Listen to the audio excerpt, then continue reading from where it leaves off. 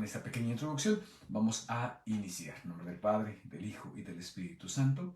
Amén. Voy a darle inicio a nuestra lectura del Evangelio, que como lo he puesto ahí, va a estar dividida en dos partes. Prácticamente es los primeros 4 versículos del capítulo 1 de Lucas. Ya vamos a iniciar Lucas de aquí para adelante. Lucas capítulo 1, los primeros 4 versículos. Y después vamos a saltar hasta el capítulo 4 en la presentación del versículo 14 al 21. Vamos a saltar toda la parte de la infancia de Jesús, lo que es el tiempo de la Navidad y una parte de lo que se va a celebrar en el tiempo de la Cuaresma, que son las tentaciones. Toda esa parte se brinca y nos vamos directos hasta el capítulo 4. Bien, con esto vamos a leer nuestro Evangelio. Lucas capítulo 4 del versículo 1 al 4, muy bonito. Muchos han tratado de relatar ordenadamente los acontecimientos que se cumplieron entre nosotros, tal como nos fueron transmitidos por aquellos que han sido desde el comienzo testigos oculares y servidores de la palabra. Por eso, después de informarme cuidadosamente de todo desde los orígenes, yo también he decidido escribir para ti, ilustre Teófilo, un relato ordenado, a fin de que conozcas bien la solidez de las enseñanzas que has recibido. Jesús fue a Nazaret, donde se había criado. El sábado entró como de costumbre en la sinagoga y se levantó para hacer la lectura. Le presentaron el libro del profeta Isaías y abriéndolo encontró el pasaje donde estaba escrito: El Espíritu del Señor está sobre mí, porque me ha consagrado por la unción. Él me envió a llevar la buena noticia a los pobres, a anunciar la liberación a los cautivos y la vista a los ciegos, a dar la libertad a los oprimidos y proclamar un año de gracia del Señor. Jesús cerró el libro, lo devolvió al ayudante y se sentó. Todos en la sinagoga tenían los ojos fijos en él. Entonces empezó a decirles: Hoy se ha cumplido este pasaje de la Escritura que acaban de oír. Bien.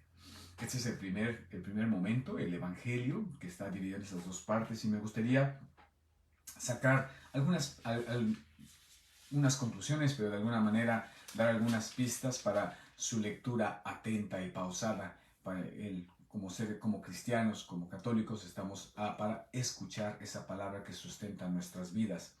Y en esta parte quisiera que dice: muchos han tratado de relatar ordenadamente, lo cual predice que supone que ya ha habido otros relatos, ¿sí? Que ha habido otros, especialmente se cree en la tradición de la iglesia que posiblemente Lucas ya escuchó, ya tuvo en sus manos el Evangelio de Marcos. Sin embargo, no es suficiente. Algunos otros han dicho que también Mateo.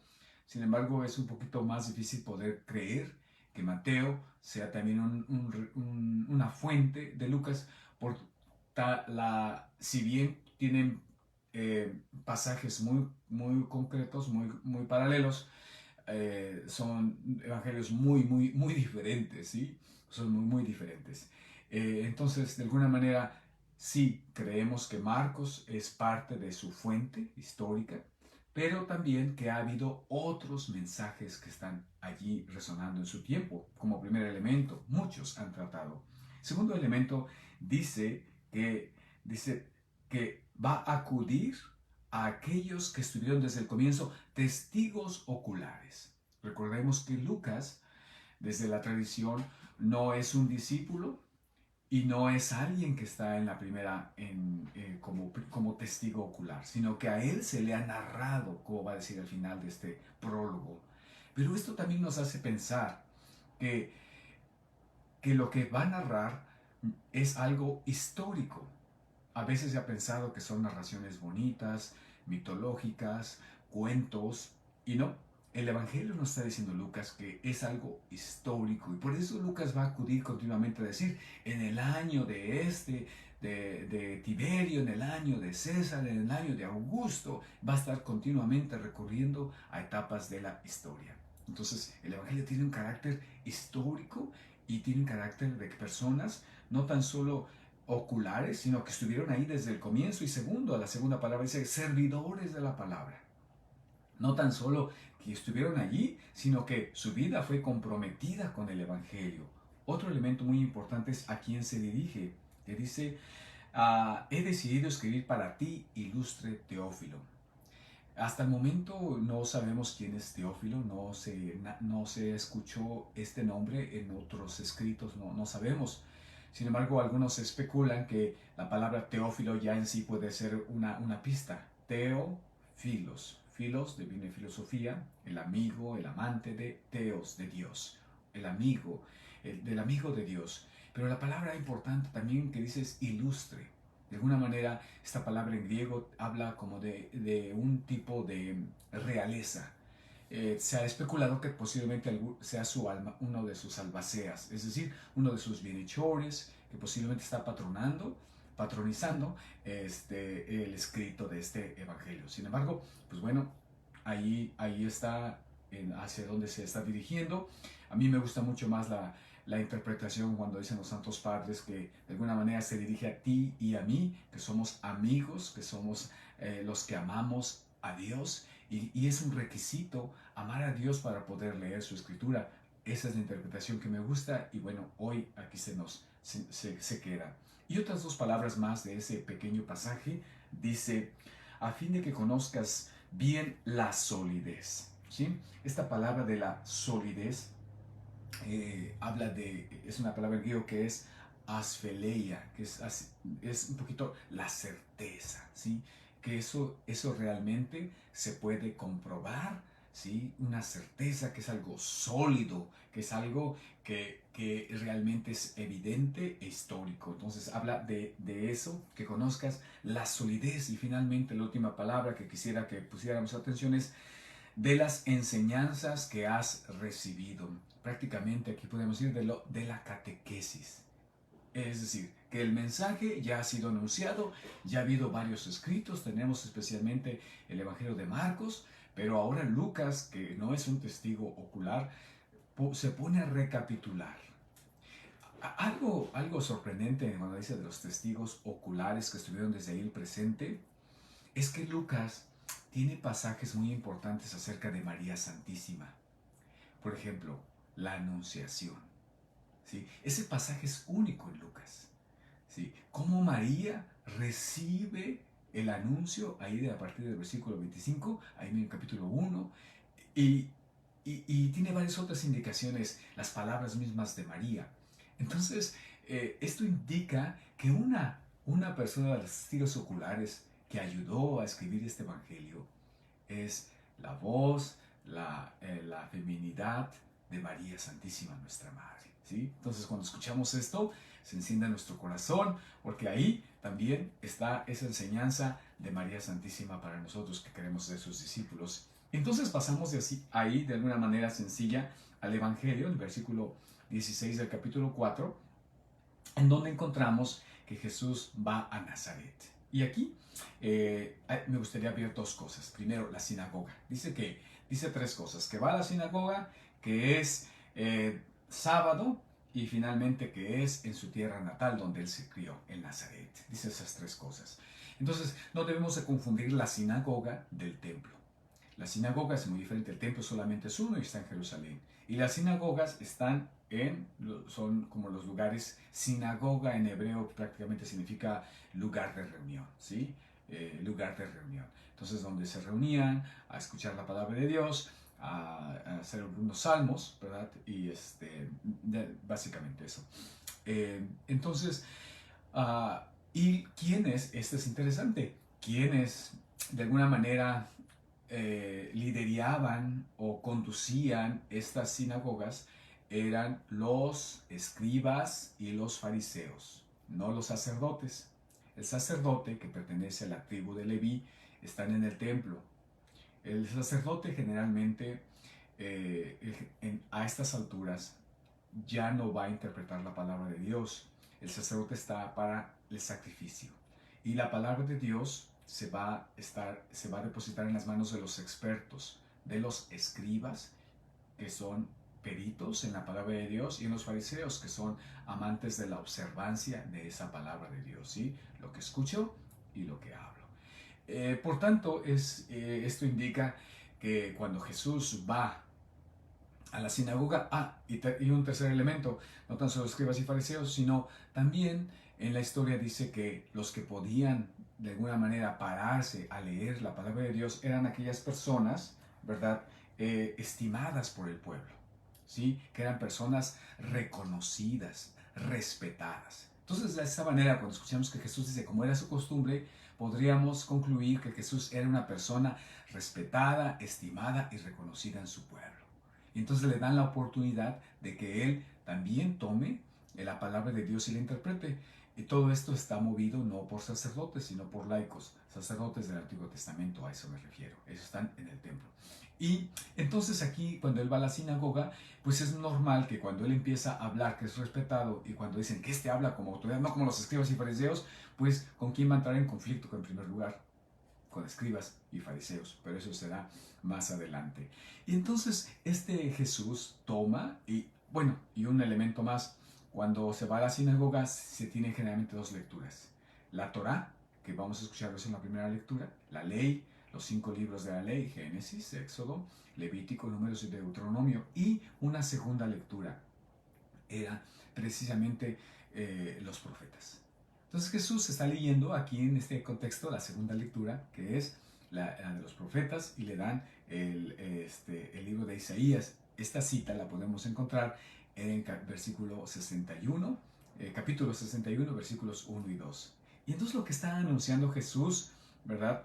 De aquí, en general está anunciando una liberación. Dice el capítulo 61 de Isaías, versículo 1 y 2, el Espíritu del Señor está sobre mí porque me ha consagrado por la unción. Esta palabra, la unción, me ha crismado. Por eso es Jesús Cristo. Cristo significa ungido, que me ha ungido.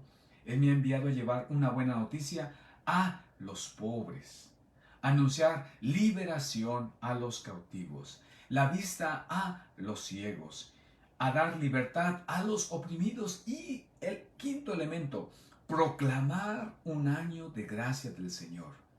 Este elemento es muy importante porque en el libro de Levítico, en el capítulo 25, nos va a hablar de qué significa ese año de gracia. El año de gracia es un año de jubileo. Dice que 7 veces 7, 49, 7 veces 7 años, debe de haber un año de jubileo, un año de gracia, y la característica de este jubileo es donde se perdonan todas las deudas. Todo se perdona. Los esclavos se hacen libres, si hay una deuda se perdona, las tierras se regresan a los quienes eran originalmente.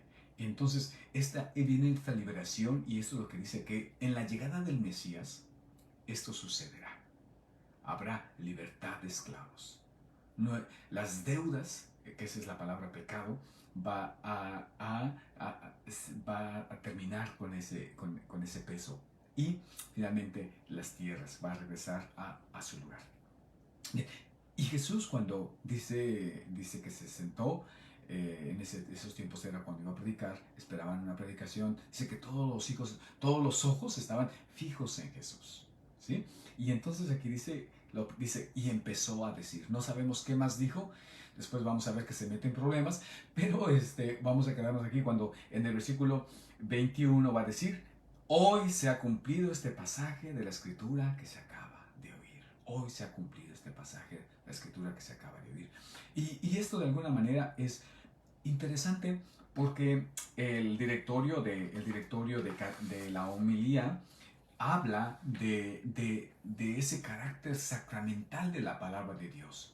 Dice que la palabra de Dios, voy a leerlo textualmente, dice, siendo parte integrante de la liturgia, habla específicamente de la homilía, es decir, de la predicación, del sermón, de lo que explica el Padre, se llama homilía, no es solo una instrucción, sino que es también un acto de culto. Vamos a ver cómo la iglesia presenta esto, que la palabra de Dios, lo que se lee, ya así recobra un acto sacramental, porque es Dios mismo quien está allí hablando al pueblo, no es el fulano, no es el lector, sino es Dios quien, que el lector le presta la palabra y entonces se pronuncia, pero también la homilía, y dice que la homilía no tan solo debe ser algo de instrucción, sino también debe ser algo de culto. Dice, leyendo las homilías de los padres, descubrimos que muchos de ellos concluían el discurso con una doxología, con una alabanza, dice, y con la palabra amén. ¿Sí? Habían entendido que la finalidad de la homilía no era solo la de santificar al pueblo, sino la de glorificar a Dios. La homilía es un himno de gratitud por las obras de Dios. No solo anuncia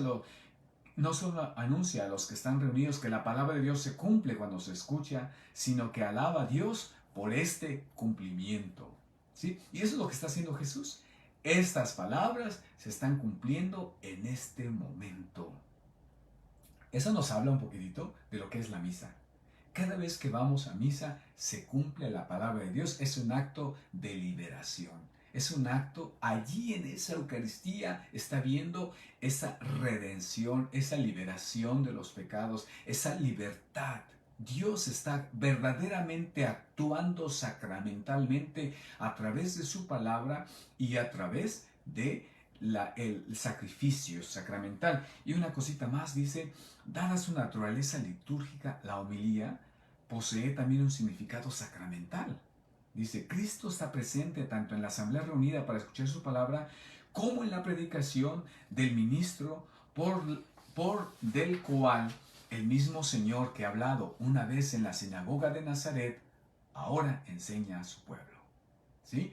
Y dice, y cita la exhortación apostólica Verbum Domini del Papa Benedicto XVI, dice, la sacramentalidad de la palabra se puede entender en la analogía con la presencia real de Cristo bajo las especies del pan y del vino consagrados. Al acercarnos al altar y participar en el banquete eucarístico, realmente comulgamos el cuerpo y la sangre de Cristo.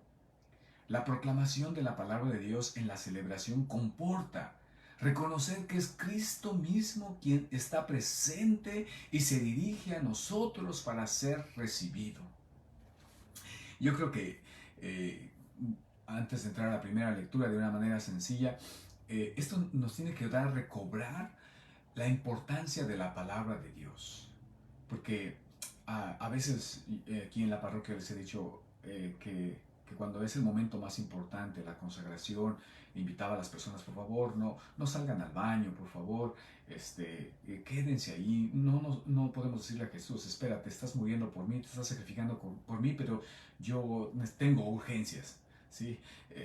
A veces hay accidentes, ¿verdad? Pero pues bueno, que no sea, porque a veces se hace como costumbre, ¿no? O a veces hay especialmente algunos de los niños lo utilizan para como desaburrirse, ¿no? Como para salir, voy a salirme un rato, al fin esto no importa.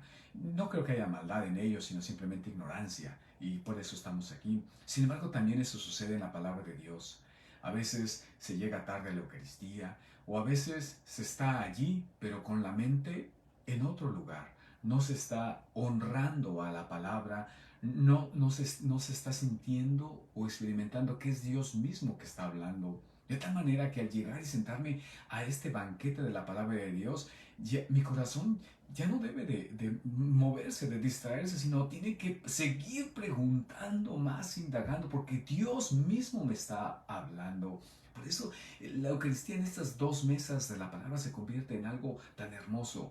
Es cierto, sí, el cuerpo de Cristo es el sacramento más grande, pero nunca va separado de la palabra de Dios. Es como Cristo y María. No podemos separar a Jesús y a María. ¿Sí? No podemos decir, oh, yo nomás quiero a Jesús y no a María. No.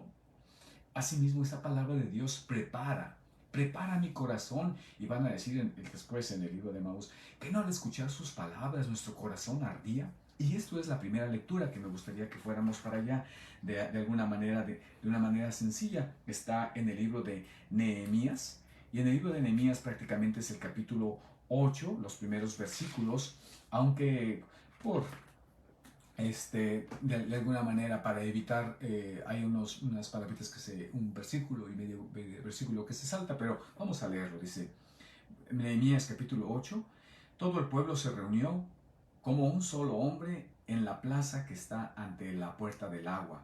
Dice, como un solo hombre.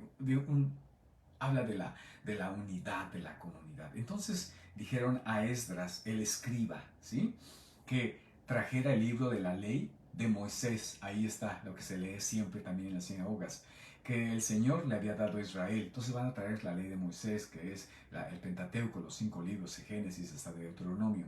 El sacerdote Esdras trajo la ley ante la asamblea, ¿sí?, compuesta por los hombres, las mujeres y todos los que podían entender lo que se leía. Hombres, mujeres y todos los que podían entender lo que se leía. Habla también de niños.